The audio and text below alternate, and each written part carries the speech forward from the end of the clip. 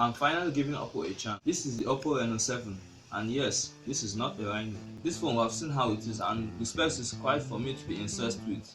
But let's not run anything, but just dive into the first bit. The unboxing experience is pretty normal. We still get normal. The OPPO Reno 7 smartphone, a 33-watt charge brick, a USB-C cable, and a transparent silicone case. But that's not the only thing I like about this phone. The servant's design, and I see that this design is pretty good, but just like what I've noticed so far, it looks like OPPO are not renovating like their fellow sub-brands. This follows a similar trend with its other sub-company like Realme, but that's an entirely new category. But that's my judgment. OPPO needs to be innovative a little more. And this phone's ergonomics are fine. There are two microphones here, one at the top, one at the bottom, and the bottom also has a speaker rail, a 3.5mm headphone jack, this I love by the way, and a USB Type-C port. Whilst the left houses the SIM card slot, the right houses the volume rocker and the power button. So yes, this phone doesn't have stereo speakers, but the one thing which I really love about this phone's ergonomics is the new LED ring which wraps around the second camera module, and it is very nice. It can be used as a built-in light for charging and notifications. So I've thought about the quite breathtaking, quite underwhelming design. What about the screen?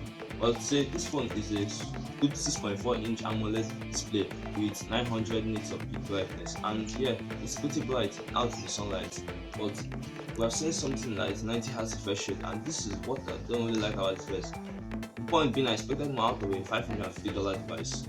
I've seen budget phones with 120Hz refresh rate, and it's made me confused. Like, why did OPPO stick with 90Hz for this type of phone, which is about $550? It is just wrong.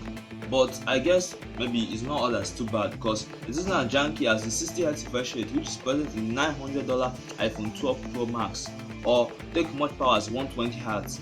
But we see that it's okay. But I'm saying that I'm not sure this one is made out of LTPO tech, so you can dynamically adjust between 1Hz and 90Hz to save more power depending on what you're doing.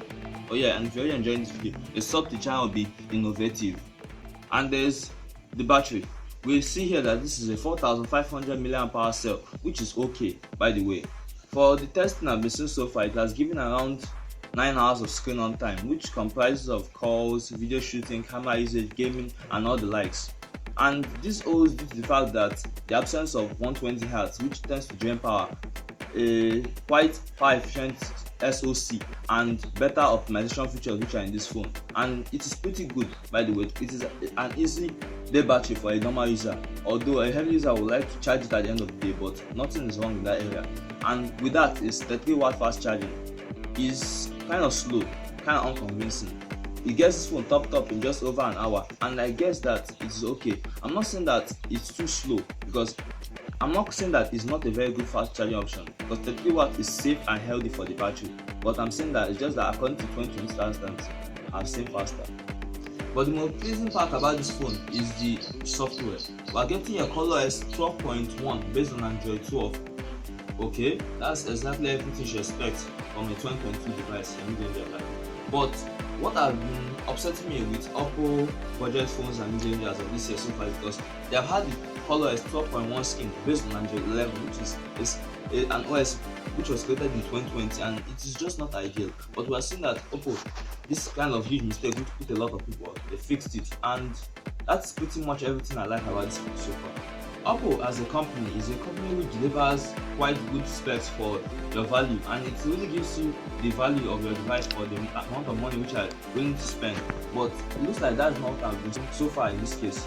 OPPO have started joining the race of smartphone companies which just kind of make their mid-rangers very less attractive compared to their flagship, just to boost flagship sales. And it isn't quite nice. It's the opposite of what OnePlus does. OnePlus gives you everything you need at the value. So I'm saying that thing isn't really good for OPPO's reputation. So there are three things which I really hate about this device, and I'm sure you would too if you come and check it out.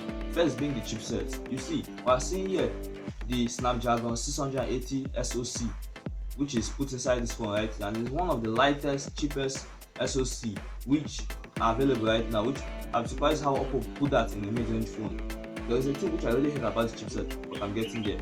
So we see everything doesn't work as fast as other mid-rangers I've seen so far. The fingerprint animation is quite slow to unlock. The phone stutters, like that's normal because of the absence of 120 hertz, but it just doesn't give that 90 hertz feeling. And a lot of things aren't working as it's supposed to due to the chipset is very low grade.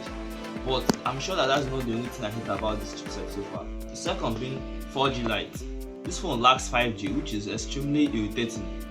This chipset, the Snapdragon 680 SoC, it is a 4G chipset. It doesn't support 5G, and it's head scratchingly not good.